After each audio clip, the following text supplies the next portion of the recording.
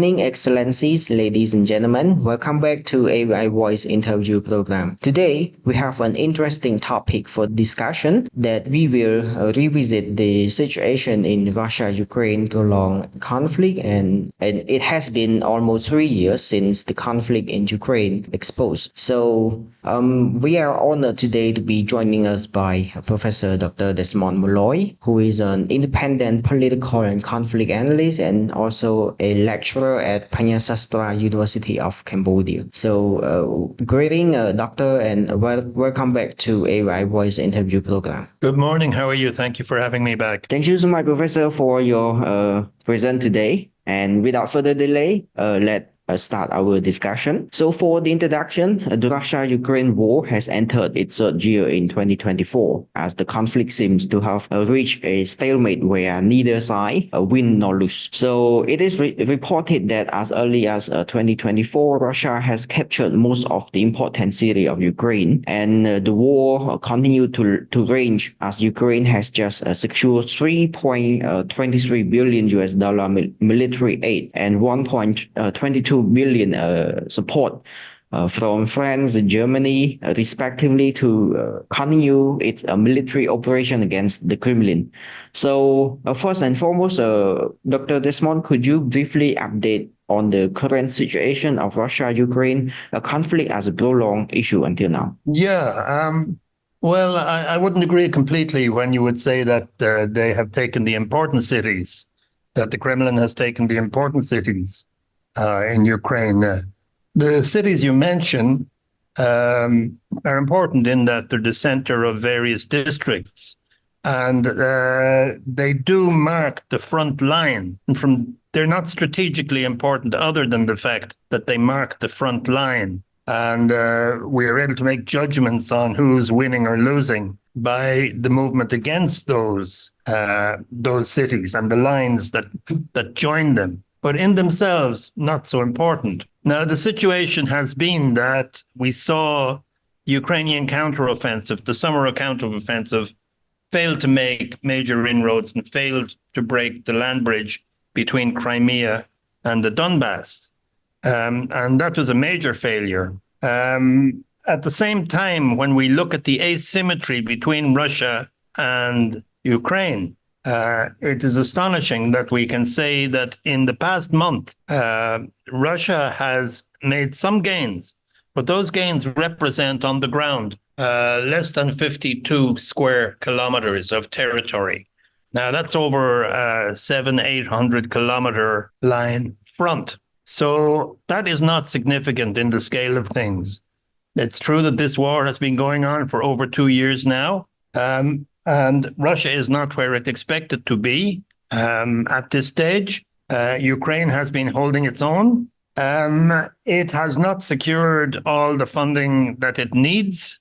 Ukraine is direly in need of more heavy artillery ammunition, particularly 155 ammunition, and it is in need of air defense systems, particularly the Patriot air defense system. And that has been slow in coming. Now, the figures you mentioned there, the 2.23 billion from the US and the 1.22 billion from France and Germany, they are only incremental payments. There is much more going from Europe to Ukraine than this. In the United States, a payment of $60 billion is currently blocked by the Republican Speaker of the House. And that would be a significant package that would reinforce Ukraine's ability to defend itself. But having said that, over a 2-year period, the current stalemate is probably quite surprising. One would have expected Russia to make more inroads, but we're looking at Ukraine fighting for its own territory and Russia fighting for Vladimir Putin's ego. So from that perspective, Ukraine is pretty much holding its own, even if it has some losses in the last month. If we look at the fact that Russia has 40 times the capacity to produce arms and ammunition to Ukraine, it is extraordinary that Ukraine has been holding the line.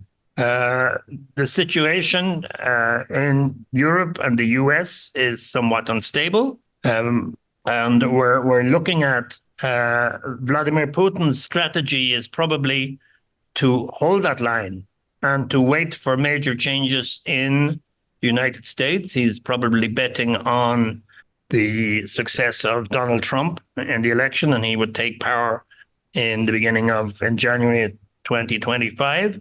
And we're looking at a rising right in the European cities in some places. However, that's not necessarily the position. We're also looking at the situation where NATO is somewhat destabilized by the concerns of what Trump might do. And Europe, primarily under the guidance of Emmanuel Macron, who himself is not in a very stable position, moving towards strategic autonomy.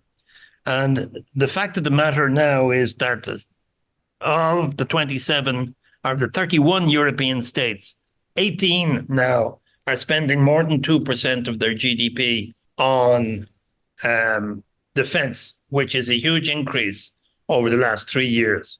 And I feel that while we're looking at some gains on the ground by Russia, we're also looking at Russia having major losses at sea. In the Black Sea Fleet, Ukraine has taken out about 1/3 of the sea and forced Russia to move its fleet from the port of Sebastopol in Crimea. And Russia is responding really by now hitting the power networks in the last 2 weeks, hitting the electricity generation capacity and transmission, probably late as we come into the end of winter, and also in firing across the Black Sea from Crimea to the main ports around Odessa. These certainly have an impact on Ukraine's ability to work, but it also is indicative of the concern that Russia has that it is not moving Ukraine as it intended to. Now, in a major international war, we can expect a long-term war. We can expect Europe to see that Russia is an existential threat to European democracy, because it's not just a military war that's going on, it's also a major misinformation war, an information war that's going on. So from that point of view, I would say this war has a long time to go. So, regarding the recent event happening in Russia, the attack in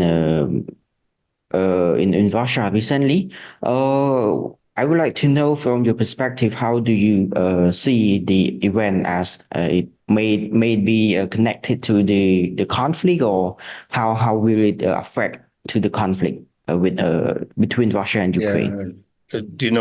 Islamic terrorist attacks, if you're talking about the attack on the Crocus City Hall 10 days ago, this can happen in any city in the world at the moment, in European city. As far as Islamic terrorist organizations, fundamentalist organizations are concerned, all of the West is an enemy. Now, it is highly doubtful that Ukraine had any hand in this. Ukraine has already got pro-Ukrainian Russian militias that are acting deep into Russian territory. And this is of concern. But to allege that Ukraine had any role in this Islamic attack in the absence of any evidence is part of the misinformation war. So it can happen and has been happening in any cities in Europe. It has happened in the United States. So I don't believe it has a bearing on this war in general. So it's caught my attention that earlier you mentioned about Trump and Biden administration. So the election in the U.S. is will be happen in the end of the year. So how do you prospect the approach if the approach of Donald Trump administration if he wins the election, and what will be happen in Well, the conflict? Donald Trump says he will not fight for any country in Europe that is not paying. Now, that implies any country that's not paying more than 2%. And Europe sees this threat to Article 5 of the NATO Charter, which states that there would be collective security, and that attack on any one country of NATO would be an attack on all of the countries of NATO. And you know, Putin is betting on this kind of disunity and on the collapse of NATO. Now, whether American politics would allow Donald Trump the capacity to undermine NATO is one question, even if he says this is what he would do. At the same time, as I mentioned earlier, Europe is no longer betting all of its cards on the United States security umbrella and is busy in developing its own security autonomy. And it needs to move that much more quickly to deal with a situation where the US might not commit to NATO and the NATO alliance could be undermined. I don't expect that to happen. And I think there are many Republicans that would not stand by and allow that to happen. So, you know, I feel that while Donald Trump talks a lot about foreign policy, he doesn't actually know much about it. And, you know, he's semi-literate in terms of foreign policy. We heard his son-in-law, Jared Kushner, talk about Gazna in terms of the value of property on the seafront rather than on the massacre and the possible genocide of the Palestinian people in the last week or so. And it tells that not only Trump, but his entire family are completely remote from the realities of the international relations associated with what's going on in the world at the moment. So, yes, there is a threat to the NATO alliance, to the stability. Europe is trying to scale up to deal with it. Russia in Ukraine is seen as an existential threat to Europe. Europe already attempted to appease a tyrant in 1937 and ended up in World War II. And I believe that Europe will not allow the appeasement of Russia at the moment. It sees the invasion of Ukraine as a threat to its collective security. That is reinforced by the fact that Finland and Sweden joined NATO. They would also, I imagine, join the European Defence Pact if that has to be restructured and reorganized in the light of an unstable NATO. So that's the impact of the US general elections will certainly be great, whoever wins, whether it's Biden or Trump. But Trump would certainly likely destabilize confidence in NATO.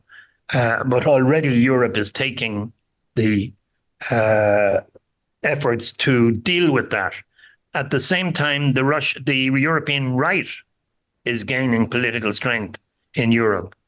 And this is a concern for democracies in Europe.